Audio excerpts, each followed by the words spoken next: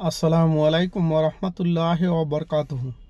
সম্মানিত মুসলিম উম্মাগণ, আমাদের অন্তরস্থল থেকে বলতে হবে যে আমাদেরকে যিনি সৃষ্টি করেছেন মহান আল্লাহ তাআলা এবং তার প্রেরিত রাসূল হযরত মুহাম্মদ সাল্লাল্লাহু আলাইহি ওয়াসাল্লামকে সকল মুসলিম উম্মাদের তাদের নিজ নিজ জীবনের চাইতে বেশি ভালোবাসতে হবে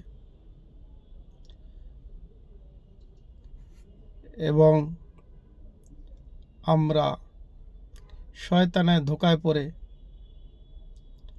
আমাদের মধ্যে কিছু কিছু মানুষ অতি আবেগী হয়ে আমরা বলে ফেলি আমাদের মা বাবা স্ত্রী সন্তান অথবা কারো অবৈধ প্রেমিকাকে ভালোবাসার মানুষদের বলে ফেলি যে আমার নিজের জীবনের চাইতে তোমাকে বেশি ভালোবাসি।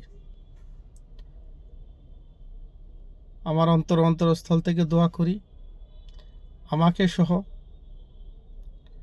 সকল মুসলিম উম্মাদের সহিহ বুঝ এবং হেদায়েত দান করেন এবং পরকালে আমাদের সবাইকে দয়া করে মহান আল্লাহ তাআলা যেন জান্নাতুল ফেরদাউস দান করেন। আমিন সুম্মা আমিন।